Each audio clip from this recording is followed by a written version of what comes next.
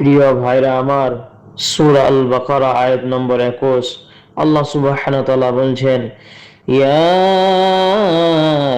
আইয়ুহান নাসু উ'বুদু রাব্বাকুমুল্লাযী খালাকাকুম ওয়াল্লাযীনা মিন ক্বাবলিকুম লাআল্লাকুম তাত্তাকুন। হে মানুষ, তোমরা তোমাদের সেই রবের ইবাদত করো যিনি তোমাদেরকে আর তোমাদের আগের লোকদেরকে বানিয়েছেন, যাতে তোমরা আল্লাহকে ভয় করে চলতে পারো, গুনাহ থেকে বাঁচতে পারো। এই আয়াতে চারটা বড় কথা, এক ডাক, দুই হুকুম, তিন দলিল, চার ফল। আল্লাহ বলছেন, ইয়া আইয়ুহান নাস, হে মানুষ। এখানে আল্লাহ মুসলমান, কাফের, মুনাফিক সবাইকে ডাকছেন, শুধু হ্যাঁ ইমানদার বলেন নাই, কারণ আল্লাহর ইবাদত করা সবার উপর ফরজ। সবাই আল্লাহর বান্দা। আ'বুদু রাব্বাকুম, তোমাদের রবের ইবাদত করো। ইবাদত মানে কি? শুধু নামাজ রোজা না, না, না। আল্লাহ যা পছন্দ করেন এমন সব কথা ও কাজ মন থেকে ভালোবেসে ভয় করে করা। যেমন সত্য কথা বলা ইবাদত, মা বাবার সেবা ইবাদত, হারাম থেকে বাঁচা ইবাদত। ইবাদত কবুল হওয়ার তিনটা শর্ত। এক, ভালোবাসা। আল্লাহকে সবচেয়ে বেশি ভালোবাসতে হবে, সূরা আল বাকারা আয়াত নম্বর 165। দুই, আশা। আল্লাহর রহমতের আশা রাখতে হবে, সূরা ইসরা আয়াত নম্বর 57। তিন, ভয়। আল্লাহর আযাবকে ভয় করতে হবে, সূরা ইসরা আয়াত নম্বর 57। এই এই তিনটা না থাকলে ইবাদত হয় না। শুধু ভয় করলে হবে না, শুধু ভালোবাসলেও না। রব কেন রব কেন বললেন আল্লাহ না বলে? রব বলার কারণ আছে। রব মানে যিনি লালন পালন করেন, যিনি আপনাকে ছোট থেকে বড় করেছেন, খাওয়াইছেন, বাঁচিয়ে রাখছেন। দলিল, আপনারে কে বানাইছে? পাথরের মূর্তি? কোন পীর না, আল্লাহ বানাইছেন। সহজ কথা, যে আপনাকে খাওয়ায় পড়ায়, হুকুম তারই মানতে হবে। চাকর যদি মালিকের কথা না শুনে, সে বেঈমান। তিন, আল্লাযী খালাকাকুম, যিনি তোমাদের সৃষ্টি করেছেন। এটা কোরআনের প্রথম হুকুম, আর প্রথম হুকুমই হলো তাওহীদ, আল্লাহকে এক মানা। তাওহীদ মানে তিনটা তাওহীদ মানে তিনটা জিনিস। তাওহীদ মানে তিনটা জিনিস মানা।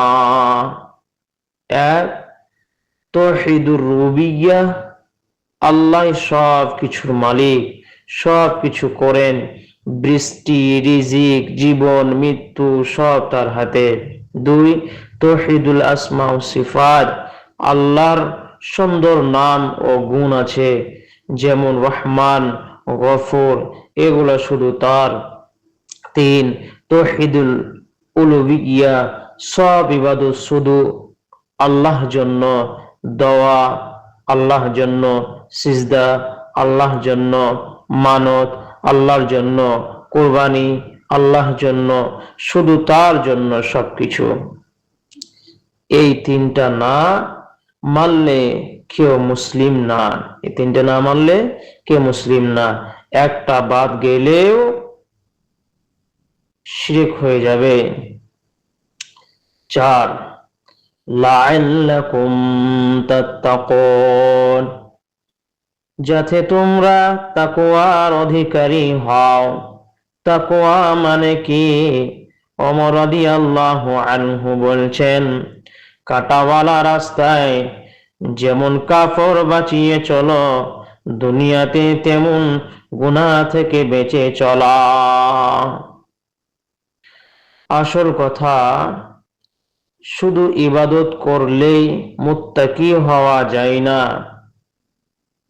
শিরক থাকলে কোনো আমল কাজে আসবে না। শিরক এমন একটা নোংরা পাপ, কেউ যদি শিরক করে যত আমল করেছে 40 বছরে, 50 বছরে, 20 বছরে, যখনই শিরক করে সাথে সাথে সব সৎ কাজ, ভালো কাজগুলি, সব নেকিগুলি ঝরে পড়ে যায়। যেমন কোনো মানুষ উজু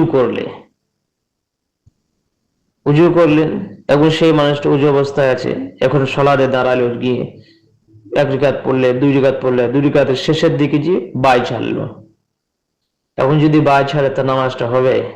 যেটা পড়েছে মেহনত করে সেটা সব নষ্ট হয়ে যায়। ঠিক ওরকম যখন কোনো মানুষ আল্লাহর সঙ্গে কাউকে শরীক করে, শিরক করে, তখন সাথে সাথে যে ভালো কাজগুলি করেছিল সেগুলো সব শেষ হয়ে যায়, পুড়ে ছাই হয়ে যায়। এই জন্য শিরক থেকে সাবধান থাকবেন। হাদিসের দলিল, নবী সাল্লাল্লাহু আলাইহি ওয়াসাল্লাম বলছেন, আল্লাহর কাছে সবচেয়ে বড় গুনাহ হলো তুমি আল্লাহর সাথে কাউকে শরীক করবে অথচ তিনি তোমাকে সৃষ্টি করেছেন।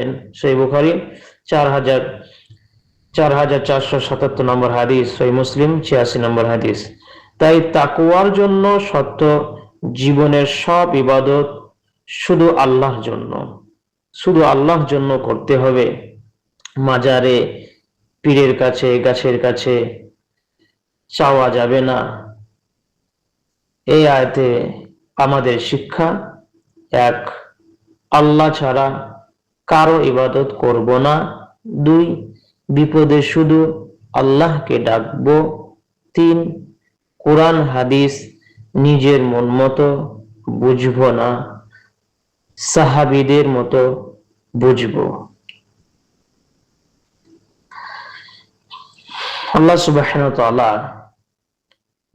পরের আয়াত 22 নম্বর আয়াতে বলছেন, আল্লাযী জা'আলা লাকুমুল আরদা ফিরাশাও ওয়াস সামাআ বিনাআ ওয়া আনজালা মিনাস সামাই মাআন ফাআখরাজা বিহি মিনাস সামারাতি রিজকান লাকুম فلا تجعلوا لله أندادا وأنتم تعلمون।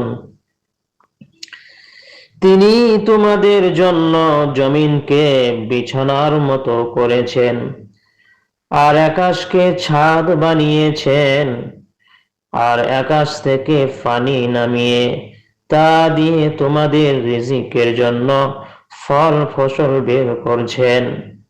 তাই জেনে শুনে তোমরা আল্লাহর সাথে কাউকে শরীক করো না। তাফসিরে জাকারিয়া সহজ করে বলছেন, আল্লাহ এখানে 4টা নিয়ামতের কথা বলে নিজেকে চিনাইছেন, নিজের পরিচয় দিয়েছেন, যাতে মানুষ বুঝতে পারে, যাতে মানুষ বুঝে ইবাদত শুধু তারই করা উচিত, আর ইবাদতের যোগ্য শুধু আল্লাহ, অন্য কেউ নয়। ইবাদত শুধু তারই পাওনা। 1,